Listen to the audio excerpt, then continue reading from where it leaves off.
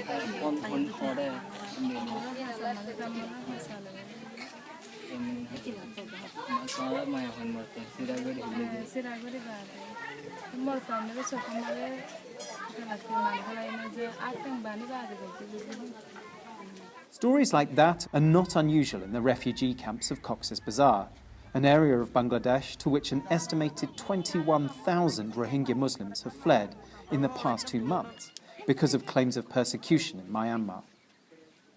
Here in Leda camp, the new arrivals cram into small houses made of bamboo and corrugated iron and rely on international NGOs for their food and clean water. This latest round of violence began after 9 Myanmar police officers were killed in an attack on the 9th of October, an attack the Myanmar authorities blame on Rohingya insurgents. The search for the attackers and their ammunition started almost immediately, accompanied, so refugees here say, by brutal violence.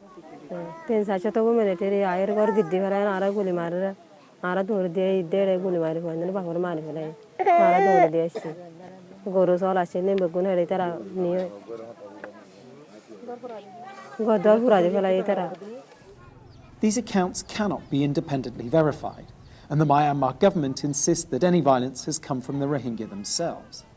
But human rights activists in Asia say there is independent evidence of an organized crackdown by the military. Human Rights Watch has found significant human rights abuses being perpetrated by the Burma military in these sweeps against these Rohingya areas.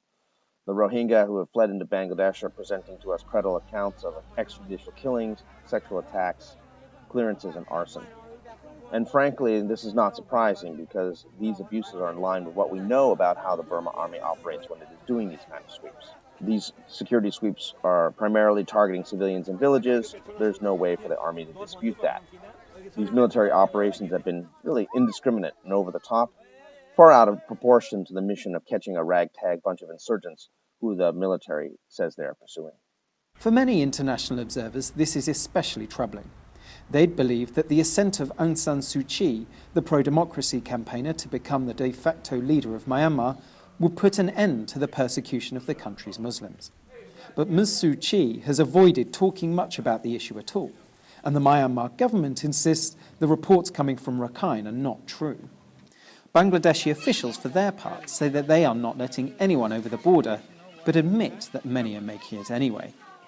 They now have to work out how to feed, clothe and house the thousands of refugees who have come across, while also putting pressure on the Myanmar government to allow them to return. And that, according to everyone we talk to here in Leda camp, is what they want most of all. Kiran, Stacey, Financial Times, Cox's Bazar, Bangladesh.